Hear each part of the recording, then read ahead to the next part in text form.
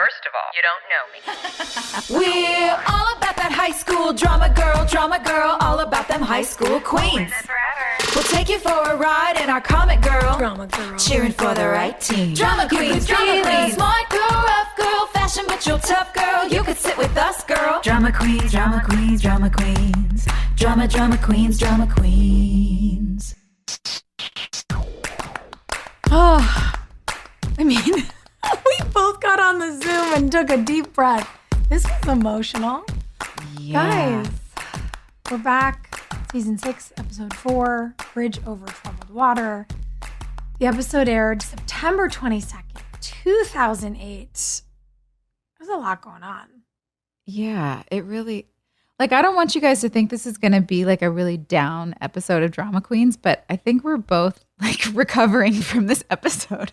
We're going to find our way through, but I'm a little, I don't mean I'm low energy. I'm just like kind of in this state of, I was lulled into a state of comfort and longing and grief, like all at the same time. And I haven't quite figured out where to put it. Well, I think that's a really good way to put it because there's a lot of potential and there's still a lot of sadness and there's a lot of really big themes being processed in this episode. Yeah. And I was going to laugh because, you know, it's for our friends at home. You've got Joy and I tonight. We don't have Hilarie this week. And normally she's the person who will crack the joke you need that's like really inappropriate when everyone is crying. And you and I are both just crying. So let's see how we do. It's okay. It'll be therapy. Oh, good God. All right. So after learning of Deb and Skill's affair, is that what it's called? Relationship? Whatever it is. Nathan tells Deb. Relationship. Secret romance. Nathan tells Deb she needs to move out. Kicks her out. Jamie's insistence to visit Grandpa Dan brings Haley closer to discovering his disappearance, and then she investigates. Brooke seeks counseling now that her mother has stolen her fashion company and then goes to confront her armed. Literally. That was wild. Peyton is excited to find singer Mick Wolf in her studio, who also knew her late mother, Ellie, and her biological father, who is a mystery man. Lucas tries to motivate the Raven basketball team after losing star player Quentin Fields, and dun dun dun, Nanny Carrie still going at it, reappearing in Tree Hill. Wandering through the Scott household, in fact. So creepy. I'm like, don't you think they would have changed the locks after that woman tried to kidnap their child? How did she get in? Yeah, you would think. I'm like, wait a second. I did love the nod to Fatal Attraction with her picking up the hamster. Was it a hamster or the a bunny? guinea pig? The bunny. Is a bunny. Oh, Chester's a bunny, of course. Yeah. Yeah, that was pretty funny. Yeah, I was like, oh boy, we're just in it tonight. This is one of the strange, unexpected things about our job here on this show, Drama Queens, that like we all have a lot going on. I'm sure all of you listeners can relate to that. And you're not always in a space or in the mood to drop in and be emotionally present for something that you don't know what the journey's going to be. You don't know what you're going on. And so it's like, okay, we carve out time and everything's buzzing around and the kids are knocking on the doors and the phones are ringing and the texts are popping in. You have to just shut everything down and to just drop in and watch. And I'm so glad I did, but it is I was like, man, I just did not want to be emotional today. I was working and busy and like not in the mood, but I'm glad that I did. I feel like it's nice to have a little heart check-in. Yeah, it's sweet. And I will say I realized that I had to surrender to it very quickly because with the opening of Nathan playing with Quentin in his head, seeing them together on the river court, it was so hard because I miss him already and I knew he'd disappear and I didn't know when he'd disappear. Yeah. So immediately I was like, no, don't go. And I thought, oh boy, here we go. And every one of them. Yeah. And I was glad that with you and Jamie, we got the context. I thought it was a really good way to do exposition. Yes. Have a little boy ask Haley, how long has it been? And you could say it's been 8 days. 8 days. Yeah. So we could understand the freshness of it all. I like that we're not moving on from it too fast. I do too. That was a bad habit that we would do a lot. A lot of shows would do that at that time, which I don't know why when they had 22 episodes, because now things get drawn out for an entire season on a 6 to 13 episode show. I don't know why. They had to just feel like they cranked all the storylines out, but I agree. I'm so glad they took more time with this. I needed more Quentin. Yeah. And I'm just glad we're getting to sit with it. I know we talked about that last week too, that the funeral episode took its time. This episode to me felt like it really put its foot on the gas. There was a lot going on, but I do feel like it worked. Yeah, the aftermath of grief, which the aftermath of a massive loss. So living in the grief, but the fact that life has to go on, there are functional things that need to be done. Yeah. And kind of watching people live in the mundane while feeling such a catastrophic loss. Yeah. I think it's so relatable. Yeah. Well, because that's what it is, right? When you're going through something like that, when someone that you love dies unexpectedly and you have to go to work and you're just like, or the grocery store. Yeah. Like, what are we doing here? And you look around at all these people and you think like, what are you doing? Like, who are you talking to? What's making you smile?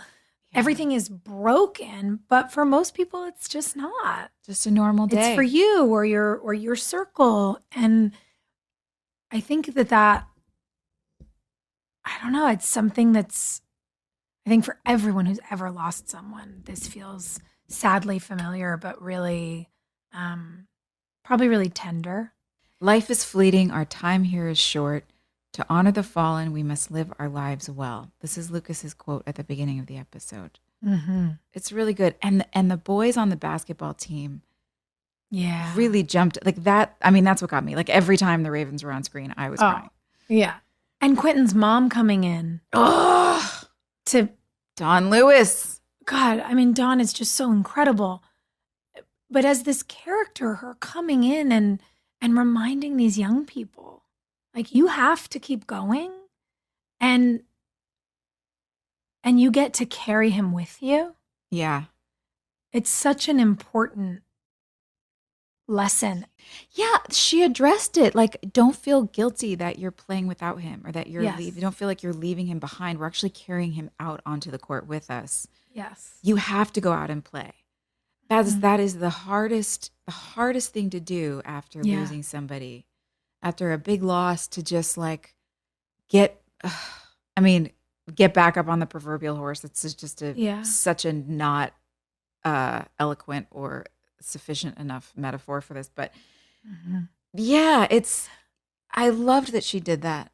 I needed to hear that too. And I felt it. It got to the core for me. I loved that. The way that they had her speak those words was so specific, and I thought the choices were really meaningful because she says, play your hearts out. Yeah. She's literally saying, like, play the pain out of your heart. You know? And she says, don't feel like you're moving on without him. Yeah. You move on with the people that you've lost. And watching them play was powerful. I love that they lost. I thought that was powerful. They're processing loss. And then the notion that the whole town stayed and waited for these boys. I know I want to sob. Waited for these boys to, shower and have their team conversation and clapped them out of the gym. It's like, it immediately made me think of two of the most famous quotes from our show. Somebody told me that this is the place. Yeah. And your art matters. Because for these boys, like, sports and art, like these makers of culture in our society, even at a school level, like, sport is artistic and it requires this team energy. And look how much it matters to all these people. And they make sure these kids know it and that they don't feel alone. Sucker punched me right in the heart. Oh boy. I hope that you friends out there have watched this episode recently. If you haven't, you really probably should just hit pause and go watch the episode and then come back to us so that you can relate, and we'll all cry together. Yeah. I don't know where else to. I mean, I have so many notes, but and I don't want to lead us. If you have anything you want to jump in or say, I'm happy to go anywhere. My next note is on Peyton, and then I have Brooke in therapy. But yeah, I know it's hard to like know where to go when the theme is so big. But I actually think Peyton is exactly the right place because, you know, she is the character who's also been through such big loss. And she's on the other side of it. Yeah. And Quentin is this shared loss for everyone in the community. And Peyton's loss was so personal. And with Mick showing up at Red Bedroom, this is the first time she's ever gotten to hear stories about her mom from her mom's community. Yeah. Like she gets a window into Ellie's world. I have a question. Yeah. Did I miss an episode where we met this guy before? No, he's a total surprise. And is this a famous, I think he's a cameo of some famous musician or something. And so the only way we know of him is that Mia told Peyton she met a guy on tour who knew Ellie. Right. So we've just heard about this guy. We've heard about him, but we have no idea who he is. And so I think that's part of, we love a misdirect on our show. I think part of the misdirect is that Peyton's freaking out about this, famous guitar player. And oh my God, what are you doing here? And I have, records you've played on my wall. Yeah. And then it's like, holy shit, are you my dad? Right. Oh my gosh.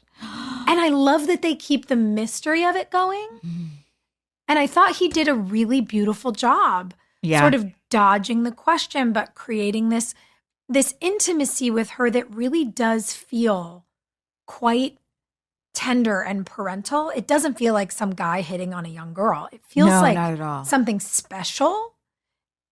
And I caught myself being like, well, is it special because he loved Ellie? Is it special because he's her dad? Is he going to answer the question? I know. Who is this man? Is he just like a nice, kind man who's just being a good dude? Like, I don't know. Yeah. I'm thrown off. I don't know. Well, first of all, I love her barging in while he's in the middle of recording. Like, she's so excited. She will literally just interrupts him. But as they're talking in her office and he starts talking about Ellie, the look on Hilarie's face was it was just pure little girl. Tell me where I'm from. I want to belong to something. I want to have come from something. And he says it was one of those great loves. So it was messy.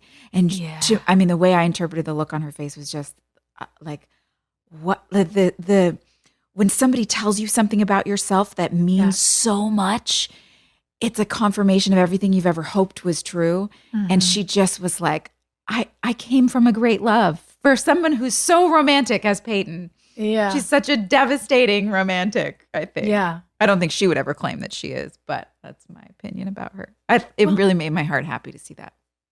Yeah, and to see it in that moment and to see, it's funny that you say that it's the moment where he's talking about how much passion there was between Ellie and this mystery dad. Because I thought you were going to say when she's laughing, like, you look like you've seen a ghost. And he says, I feel like I have, that's your mom's jacket. You look just like her. And suddenly she looks like this little girl. Yeah, that was good too. And I loved the way he stopped her in her tracks. And you could see the shock, the excitement, and the hope. And to cut to them on the Riverwalk, it's so nice when we get to go out there, just like completely devoid of the emotional parts, but like as a location, I just think it's so beautiful. We didn't get to do it a ton. And that their walk and talk is brimming with that young curiosity. Because she keeps looking at him like, are you my dad? And how did you know my mom? And like, tell me more. And I loved that the way they figured out how to tie it all together was that someone gave him the benefit CD. And so he got to read about what she said about her mom. It was such a special way to tie together the beginning of Trick and that album. And, we really released that album and Yeah. all of these things. I was just like, God, this storyline is really well done. Mm-hmm. I like when And it they makes do a lot me of happy. callbacks like that too. Yeah. Just bringing the past back in whenever they can. I wonder Yeah. if that just came naturally, or if they all sort of, somebody did a pass, like when the script was done, like just find a way to keep weaving past things in. It'd be interesting to ask one of the writers one day. Yeah, I really loved that. It was a simple storyline. There wasn't too much to it. It was just the slow burn build of what are we going to find out? What are we going to find out? And in the end, you're right. He did kind of dodge the question, but still maintained this friendship and love. And yeah, the look on her face then too. She was like, okay, but seriously, are you my dad? Like, could you actually just tell me? Yeah. I loved Oh, it. it's good.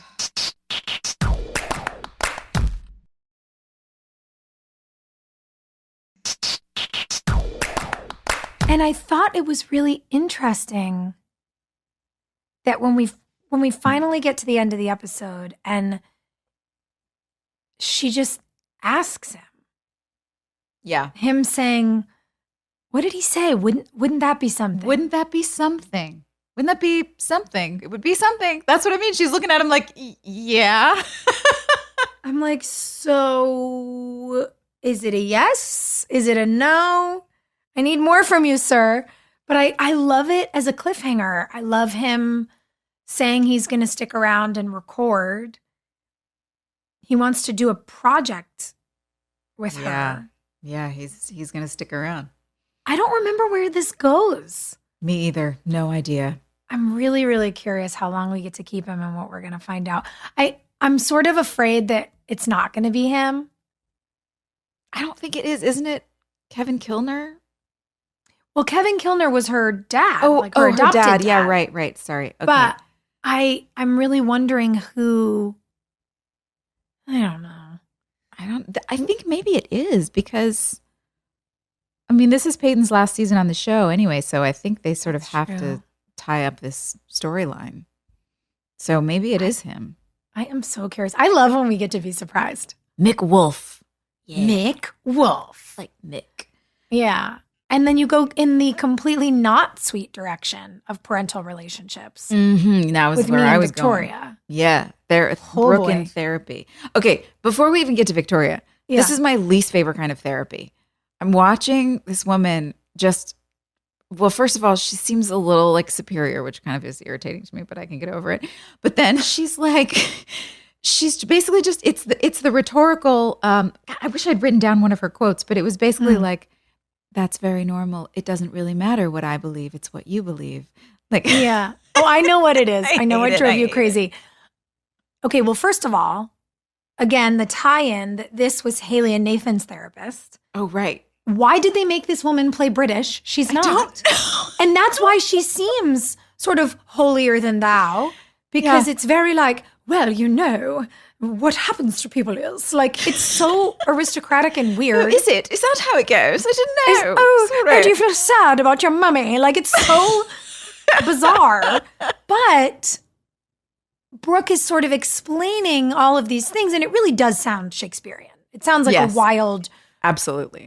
Drama. She essentially accuses her mother of being Oz, pulling all the puppet strings and unleashing the flying monkeys, and then goes through the sketches and then this and the board meeting and the whole plot. And then realizing how crazy this sounds, because who has a family like this? But she really does. She says to the therapist, you probably think I'm crazy. And what I do appreciate is the validation she gets, because she says, no, I don't. I think we have a lot to talk about. And I was like, it's almost great, but they made it quippy with the, I think we have a lot to talk about, and I hated it. I was like, it's important for Brooke to hear that she's not crazy. It was like a pancake they flipped too soon or something. I thought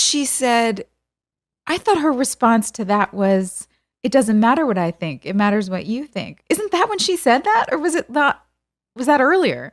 It might have been earlier. I don't know. She did say that at one point. At one point, I was like, oh, it's so passive aggressive. I hate that so much. You're like, I know it only matters what I think, but I'm paying you to tell me if I sound crazy. Yeah. You know what I liked about that, though? They did a couple of overlaps in this episode that I thought were really well done, because sometimes we overuse the device. Oh, yeah. Cutting to the next scene. Yes. And we did two really good ones. I said, well, where should we, Brooke says, where should we start? Like the whole story or since I fired her? And then it cuts to the boys. You fired your mom? Yeah. And it was like, oh man, we did it really well in this episode. Yeah, and that was fun. I noticed two of them, and I really thought like, oh, okay, the writers are having a good time this season. Yeah. It's nice. So speaking of the boys, it was interesting to see Nathan. This storyline with Deb is interesting to me. And I guess I get it because he's been through so much with both of his parents that to finally put his trust in his mom and just, she's been in and out of rehab. She's had such a tempestuous relationship with Dan. She's made some really selfish choices in the past. And she finally seems to be settling into her life in a very real and comfortable way. And now she's doing something erratic, it seems to him again. But Nathan wrestling with his priorities, like I guess everything getting thrown upside down with Q and not knowing who he can lean on and who he can trust. And yeah, it was a pretty, in my opinion, stupid move for Deb to reveal it at the funeral like that. But I mean, truly we're not terrible. perfect. It's terrible. But I will say, on the one hand, you go, this is the moment. And on the other hand, you go, that's the most human thing to do for this person that you really care about. Yeah. Yeah. And so that's where I'm going. It's like tricky. Nathan coming to the realization that his parents aren't perfect, but like his mom's not perfect, but she's still good.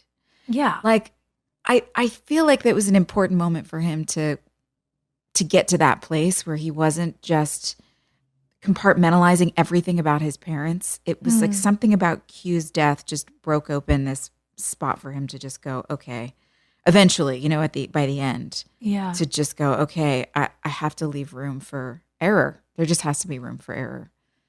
And it doesn't mean that my mom, it's not black or white. It doesn't mean my mom's a bad person. It's just like she makes choices I wouldn't make. But it's just interesting to see him wrestle with that. Well, and you know what I wish we were going to get a little bit of, especially because we are acknowledging the complexity of familial relationships here. We're doing it with Peyton and Mick. We're doing it with Brooke and Victoria. Brooke is finally going to therapy, thank God. It's like we're digging into the realer stuff on the show. We're not just doing glossy relationship drama all the time. And I know we're not going to get it, but what I wish we were going to get to, now that Nathan understands there's real feelings between these people. Because look, I get the initial, like, my mom is sleeping with my friend, what's happening? Oh yeah, it's weird. But I wish we could also get to a place for Deb where we got to understand a little bit of why, where we got to hear a woman say, yeah, I was in an abusive relationship. And now I'm not going to date someone unless I've known them for a while. Unless I've gotten to watch their behavior, realize they're a good person, not that they're a narcissist who's trying to like mark me. And then, we've talked about this a lot on the show, you and I have experience with narcissists. Like it changes the way you perceive people and how long you wait to trust people. And how long you wait to trust yourself. Because clearly like she's going, I keep picking these people, so something's wrong with me too. Right. And so it's like starting to see a glimmer of the acknowledgement of I don't want to hurt you and I want to be happy. Yes. I'm like, oh man, I would love for this to lead to more honest conversations between Nathan and Deb about Deb's experiences as the woman in relationship to Dan. Yeah. And I don't think we're going to get that. And I don't know, part of me that's like read all the books that we like send back and forth was just like, damn it, I want to get there. Like there's such an opportunity here. And I just think Barbara does such a beautiful job when she gets to be in those scenes with James. And And Deb just Yeah. gets to tell Nathan how she feels, and I want more of it. I do too. And it's also, considering all that, it actually makes it a bigger deal that she was willing to break it off with Antoine in order to have Yeah. a relationship with Jamie. Yeah. Because, man, life is complex like that. Like, Yeah. what are you going to do? Your son gives you an ultimatum. Like, I mean, yeah, you could choose to say, well, you're not the boss of me. I'm going to do what I want and go Yep. live your own life. And you're well within your rights to do that. And he would be wrong, in my opinion. But life isn't always black and white. Again, it's like her going, Yeah. this relationship is, I have to weigh these options, and Mhm. my grandson and my son are my priority. And in spite of the fact that he's putting me in a position that I don't deserve to be in, it is ultimately like I want to have that relationship with him, and that's the important thing, and we'll figure it out later on. But what a sacrifice to go to somebody that's finally making you happy and that you're in a great relationship and be like, I'm sorry, I can't do it. Mhm. Well, and It I hurt. mean, not to get like so deep in the weeds on the emotional end of it and the therapy research, but I love your research. I love You it. got all your Even the fact, when you think about it, when, Deb has known Skills for so long, he felt like a safe person for her to like get back into her body with, like a trustworthy, non-threatening, this person's not going to be violent with me. I can Yes. like have I know a him. physical experience, Yeah. and even without going into so much detail, Skills expresses that to Nathan. He's like, yeah, it might have started as a sex thing, but it's a whole other thing now. I have feelings for her. And Deb is admitting that she has feelings for him. And I think there's also something profound about a woman who's gotten out of, an abusive relationship, like finding a relationship to her physical and emotional body and well-being again with someone in a safe way. And I don't know, I kind of love that Haley's the one who gets to call Nathan out on his reaction and be like, hey guy, you slept with my sister. You you know how we got started. You didn't say it, but could have been like, you slept with like every cheerleader in the school. Yep. Come on. Both of my best friends. Yeah, like literally everyone. And I just love that his response is like, cool, you're just never going to stop trying to make me a better person. Okay, Right. great. Yeah. And you're like, no, because you're kind of being a hypocrite. I got to call you out on it. It's like so sweet. Even and I Jamie think it helps. does. Yeah. Jamie saying, I let you kiss my mom. That line. My favorite line of good. the episode. Me too. Especially because Nathan's trying to rationalize to a 5-year-old why he's upset. And the 5-year-old's like, well, they like each other and I like them both. So who cares? And he's like, yeah, but that's my mom. Yeah. Like an adult is saying this to a child and the child's response is, you kiss my mom. Like he literally just owns him like, okay, dummy. It's so great. It's so great. Out of the mouths of babes. I do love that. I love the fact that he just, man, kids really can have a way of seeing things in the most simple format. And I think we need that sometimes. Nathan clearly needed it here. That's sure. And not to ping pong around like total ADHD brain. No, do but it. It actually really makes me think Jamie is so clear with Nathan. He's just like, Dad, like you kiss my mom. He just says the truth. And then you think about Peyton being in front of Mick and she can't bear to ask him on that walk, are you my dad? So scary. But you see her wanting to. So instead she takes a deep breath and says, did you know my dad? And then looks at him hoping that because she cracked the door, he'll walk through it. Yes. And isn't it interesting that like we layer on all of our experiences and we carry them around with us for our whole lives. And as adults, sometimes we just can't be as clear as we could be when we were 5. Man, I wish I could. I really wish I could. Ugh. It's just so, I don't know. I love the sort of dichotomy of all of these parental relationships in this episode. Yes, I do too. Okay, well, let's talk about the other parental relationship because there's so much Brooke here to dive into. She goes to New York. shows up at Victoria's apartment, lays a Glock down on the table. How did she even get to New York on the plane with the gun? I got on an airplane in my work outfit. In your work outfit. I have no jacket. I have flown from North Carolina to New York with no jacket. This was also, good God, this was the season where wardrobe loved to put me in vests. And I have no sunglasses on, but I have 2 black eyes. How am I walking around New York City? And I don't have a carry-on. I don't have anything. I have a handbag with a gun. How did I get on a plane? She's Brooke Davis. She was just like, but let me on the plane. It was her private plane. I must have checked a bag and just left it with the doorman or something. But you knew that you were just going to say, like, you didn't think you were staying overnight. So why would you check a bag? But you can't get on a plane with a gun unless you check it. I don't know. I just was like, how? I'm going to suspend my own disbelief, but this feels ridiculous. I just wish she had drove. Like, why would it have been so hard for her to just get in the car and drive? I don't know. Maybe you're right. Maybe she chartered a plane. Maybe Brooke has that much money. Not anymore. She gave away her company. Well, she at the end of the episode. Yeah. But I will say, all of the ridiculousness of it aside, I loved like just throwing the bag down, putting the gun on the table and being like, we need to talk. Like, you had to commit to that material so hard. Uh-huh. There's no half-assing that without it just but you pulled it off. I mean, I believed you. It felt very like, this is what you've brought me to. You have brought me to this place where I'm carrying around a gun because I'm terrified for my life. So here, I want you to see for real what you've done to me. Yeah. And it was interesting. I remember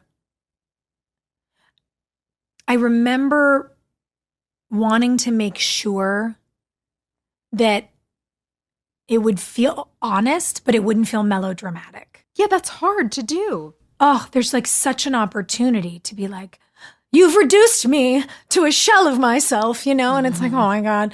So I had to figure out a way to put that sort of like really tough Brooke energy on it so it could be this like spicy tete-a-tete between the two of them, but also have beats where like the fear could come out.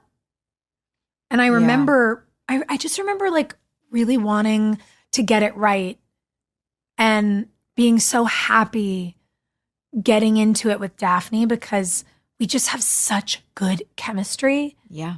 That it like quickly all of the, how do you track the roller coaster of emotion in this sequence homework stuff we do as actors went away and we were just at each other. In.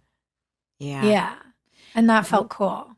What I thought was one of the things that was really interesting about that scene is that it is the first time that the roles were reversed and Victoria was on the defense. Mm-hmm. Every other time that I can remember Brooke and Victoria interacting, Brooke throws a fit sometimes, but Victoria always is more calm, always more, I don't mean to reduce Brooke. I'm not saying she throws a fit, but you know, she acts out like she has her moment and Victoria just stays above it all. And she's like, I'm in charge. I've got the upper hand. And she just lays down whatever thing she thinks she needs. And Brooke was always left sort of in shambles.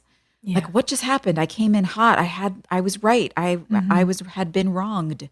And somehow I'm still the one who's crying and questioning myself. And it was the first time that we got to see Victoria actually be scrambling, trying to figure out how to get through the conversation. Yeah.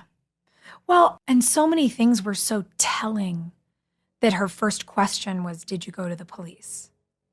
The first fear is, what about the brand? What about the reputation? And Brooke gets to throw that back in her face, you know, because it's like, oh, you, the PR spinner, you know, and it really is working. And she's really mustering up this courage to talk about how she doesn't want to be like her mom. She doesn't want to become this person. You know, she doesn't want any of this.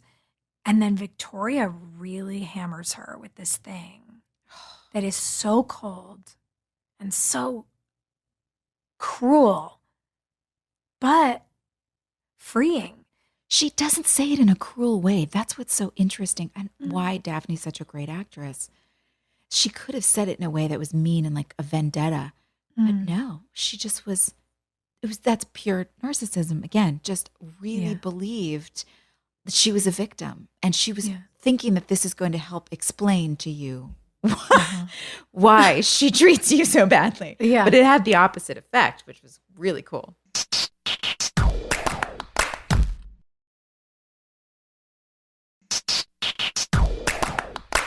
I liked that the story for Brooke was fuel instead of something that hurt her. It frees her. Yeah. I remember having this feeling in that scene. I have such sense memory of this one. Like just shaking my head, looking at her, being like, oh my God, I don't have to carry this anymore. Yeah. That's what I have in my notes. Brooke shedding. That's what Yes. she's shedding. Well, and we talked about this a couple weeks ago. Whatever's happening in the world, all these people are sort of reclaiming their independence and their power, and it's been a wild season for a lot of humans. And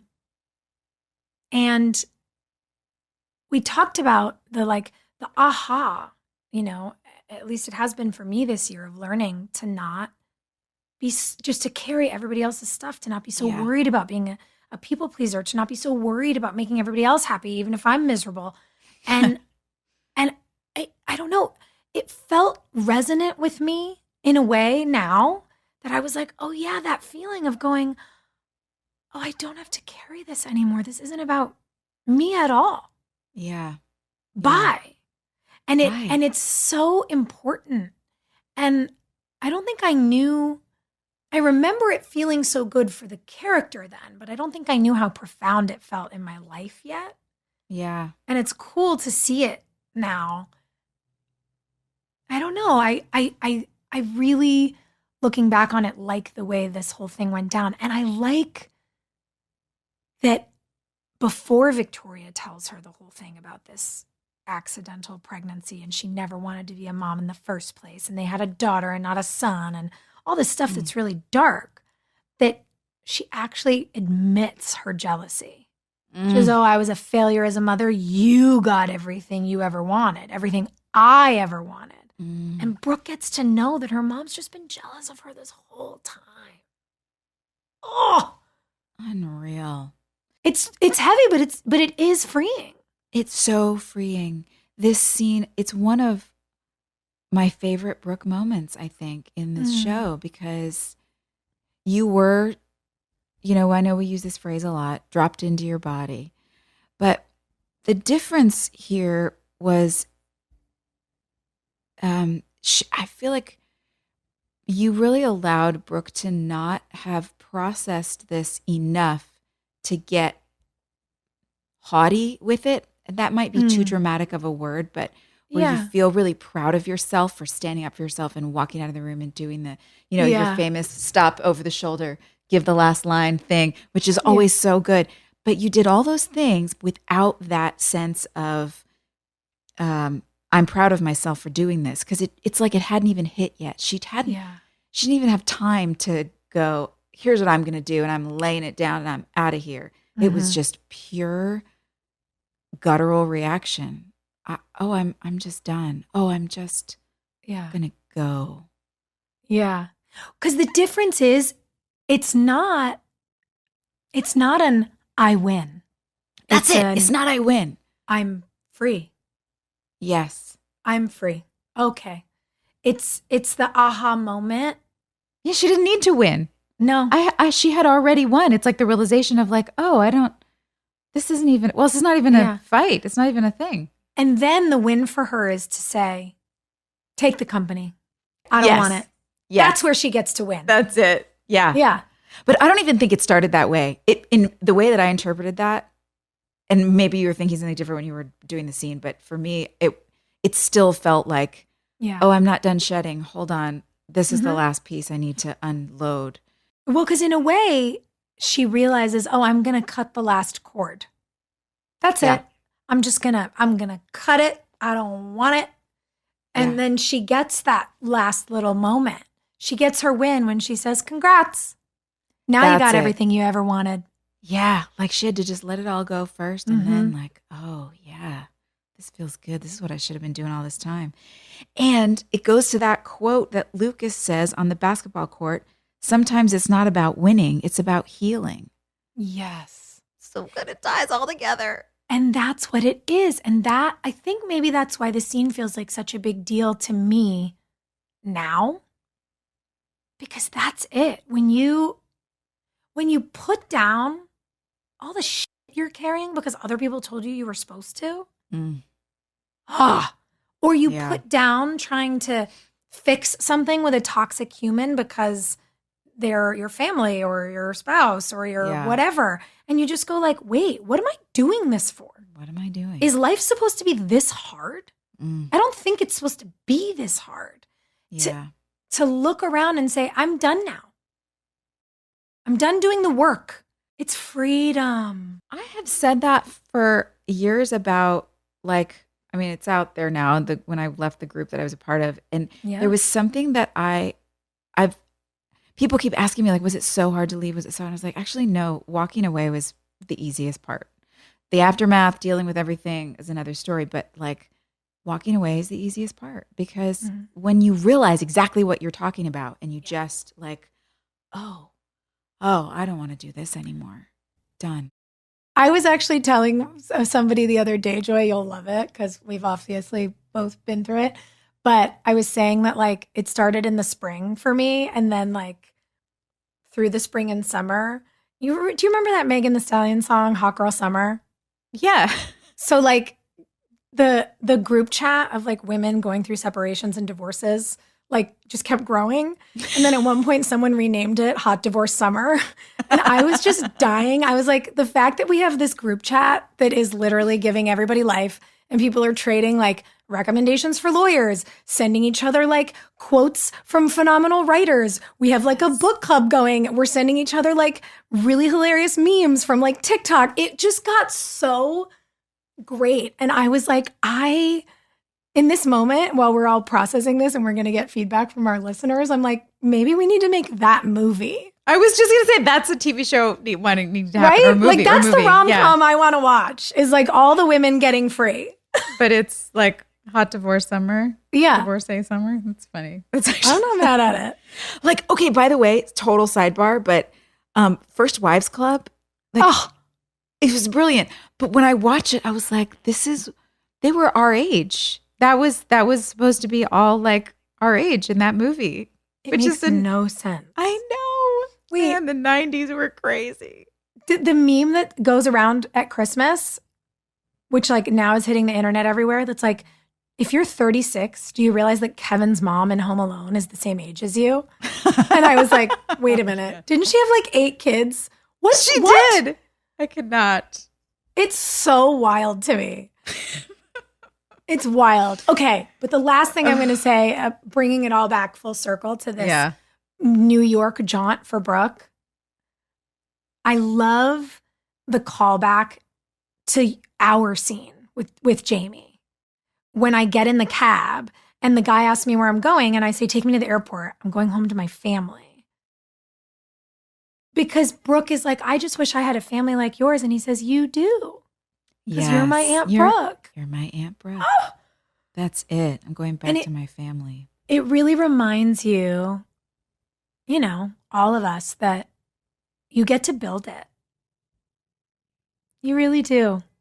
And I think I just loved that. I was like, yeah, that feels really important. I thought the whole montage at the end was really good for everyone. Yeah, I agree.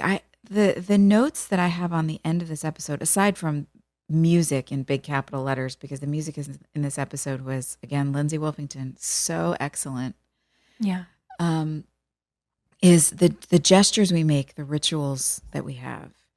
There was something about like Brooke getting in the back seat of the taxi. We've seen her do this in the back. We've seen her in the back seat of a limo with Victoria. We've seen her in the back of the taxi and back seat of cars. There's something about this ritual. I mean, whatever. It's a ritual. You're in a taxi cab. Of course, you're going to be in the back seat, but it's reminiscent of those moments. And then the boys, the basketball players, the patch, the fact that Lucas got them all New Jerseys with the patch. the gesture that they're making of playing without a fifth and then asking to play without a fifth for the rest of the season. There's these rituals and gestures that we make in life. And it calls back to Lucas's quote, life is fleeting, our time here is short, and to honor the fallen, we must live our lives well. And I don't know that I have a complete thought on this as much as it was just a deep emotion and an awareness of how important those gestures and rituals are. And I just honor that about our show. I feel like we did a really great job bringing those up and continuing them throughout the seasons. Yeah. Well, and, you know, we talked about this the other day with Robbie, but obviously it's so frustrating to have lost such an impactful character because a bunch of grown-ups like were arguing about people's paychecks. But it really did allow us to open this sort of trapdoor to even more feeling and even more ritual. Yeah. And it created the container that was, you know, built out of such serious emotion that it sort of required all the characters to process these big serious things. And it really was, I think, to our storylines, it was a gift. Yeah. But it's inspiring too, the ritual of coming together, the gestures of Quentin's not here to see them do that. It's not, I mean, it's for him, but it's also for them and the gestures and healing. Oh, that was the last piece. Skills, making the gesture to come, even though he's like, he didn't do anything wrong, and he knew Nathan was mad at him, and he just put himself out there and took the risk. I just really admired that. I thought that was such a cool choice. I did too. Another just gesture and ritual. Like, let's play the ritual. Let's do our dance that we've been doing. Yeah. That's great. Yeah. And he shows up. Well, he shows up to fill a void in Nathan's life. And by doing so, remind him that he's going to be there for him no matter what. Yeah. And the sort of second layer of that is, and I have been for this long. Yeah. You know, for our friendships and all these things we do and have done all these years together. And I loved that, again, sometimes, you know, to make time, they would cut the moments in our scenes. It was just dialogue. And I loved that they didn't do that here. And they let the awkwardness hang in the air, and they let Nathan really look at skills. We really got to watch James decide whether or not he was going to answer the question. Yeah. And then he said, I need to work on my left. And it was such a good double entendre. So maybe that's where we start. Oh, I was like, we did it. I love it. Yes. The beautiful tapestry of life, weaving together all the imperfections and just coming back to family, coming back to your emotional home. So good. Yeah. Oh, you guys. So good. I don't know what else to say. I really loved this episode. It was such a nice, pleasant surprise. We touched on Nanny Carrie being in the house. Yeah, we did. Yeah. All right. She was great. I love Tori. She's always great. I liked that, she came and talked to Deb on the bench. That was kind of funny. That was wild. Well, and that's how she knew. Like, Deb wouldn't be there. It was so creepy. But also, in what a weird way that she actually inspired Deb to make the stand up for herself of the relationship. You know what? It just goes to show you, like, people can be used in any way, any shape or form. It's someone's hero is someone else's villain, and vice versa. Hey, that's good. That's good. Okay, listen, from Mary Kate, episode 602, you guys are talking about how it's a friend's job to tell Brooke you're not okay, or to help her open up. Okay, as women who have grown up together and have a trusting relationship, do you have any tips on how to start the conversation with a friend? Even with that kind of relationship, it can be hard to talk about hard things. That's true, Mary Kate. That is true. Yeah. I don't know. Pick up the phone. Texting's hard. I I think it can all be hard, but I think the best way, I'm just thinking about it, because 602, I think we're referring to the fact that, Hilarie was voicing that she was so frustrated, remember, that Peyton didn't say, like, hey, you're obviously not good. Like, what's going on? I don't think you fell down the stairs, Yeah. I think if someone might not want to talk about something, but you're worried about them, I think sometimes the best way to approach it is, I might be off base here. Yeah. But I feel like you're not okay. I'm a little worried about you, and I'm here, and you can tell me anything. Do you need to talk? Yeah. Because what's the worst that can happen? Yeah. You could be off base. Everything could be fine. And then they just know you're a great friend looking out for them. Or they tell you what's up, or they still aren't comfortable talking, but at least they know that you are there for them and that, it's up to you. Yeah. I think that's good advice. Well, yeah. And I think what it can do if they're not ready, like you were saying, is it just reminds someone that you see them. Yeah. And sometimes that's what we have to do, like through strange periods. We just say, like, I see you, I'm around, I'll wait. And sometimes people have to say, yeah, I'm not ready, but I see you too. And life is long, everything feels so pressing, and we want answers so quickly all the time, and we want everyone to have the right thing to say all the time, and we want to know everybody's business, and everything is insane. And maybe that's because social media refreshes every time we pull our thumb down our phone screen. So we think it's training our brains. We just think we're supposed to have more all the time. Sometimes you just have to give people a minute. But I think a little reach out to say, like, I'm here if is a nice way to start. Yeah. And if it's slow, let it be slow. Yeah. Just, I agree. Just being there often makes such a huge difference. Yeah. That's funny you say life is long. It's because even though it does I always feel like, man, life is so short. And it is, the quote of the episode, life is fleeting. Mm-hmm. When I landed in Nashville, the day that I moved to Nashville, me and Maria got on the plane. We landed here. I'm standing in the hallway of the airport, and I hear somebody talking to me, and I feel a hand on my shoulder. I turn around. It's Gavin DeGraw. Whoa. In the airport. And I was like, what in the world are you doing here? He was like, well, I mean, I live here. It's not that crazy. I was like, yeah, I know, but like today of all days. Yeah. The fact that I'm going somewhere with this, so bear with me. But the fact that and I told him this, I said, the fact that you were there, I know that you're just in the airport doing your thing. But for me, coming to a place where it represents the start of something that I never got to finish because of all these complications in my life. When I, coming to Nashville to work on music and sing and try and do something again later in life to feel like, am I even going to be able to do this? And it just felt like a miracle to me, like a sign, like the fact that you from One Tree Hill were coming back into the future to tell me that it's all okay. And he said to me, the road is long.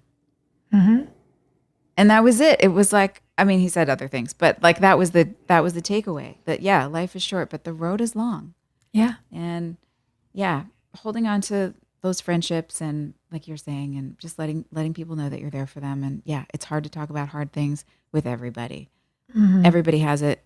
You get a pit in your stomach. I hate that I have to say this out loud. It's scary. I don't like being vulnerable. Blah. But what's the alternative? What are you going to do? Yeah.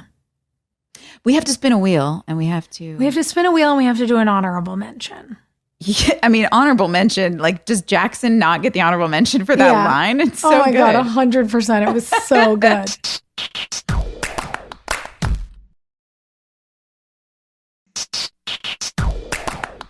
All right, let's spin a wheel. Oh boy. The most likely to get a tattoo they regret. I mean, Haley did that, didn't she? I don't know if she regrets sure it, did. She got her little tramp stamp. I feel like that tracks. I mean, I feel like, I don't know, Haley and Lucas both got pretty bad tattoos in high school. Maybe that's really the lesson, is just don't get tattoos in high school. I think that's a good lesson. You know? I think that's a really good lesson. I like all the tattoos I've gotten as an adult. Like the first two from like 23 and 25, I'm still like, meh, they're fine. I could do without them. But yeah, I just feel like, wait until you know yourself better. Well, nobody's reckless. Nobody to me is reckless enough that they would wake up with a tattoo or get something that they regret. I don't know. I can't think of anybody. Well, no. I mean, Hilarie loves all her tattoos. I know Danielle loves all her tattoos. Yeah. I like mine. I was even thinking of Danielle because when at Hilarie's wedding, she had the tattoo artist and it was like 1 a.m. and Danielle's like, I'm going to get mischief on my calf. And I was like, I did stop her and looked at her in the eyes and I was like, are you ready to do this? Do you want a word on the back of your calf? Are you sure? She's like, yes. And she loves it. So great. Loves it. I know. I think it's pretty great. Yeah, I don't know. Well, I mean, actually, didn't Chad get a tattoo that they had to cover up because I don't know if he regretted it or not, but they did have to. No, because that was it. It was like it was in some other language and then it ended up not being on his shoulder. Yes. But that's where we put Lucas's tattoo.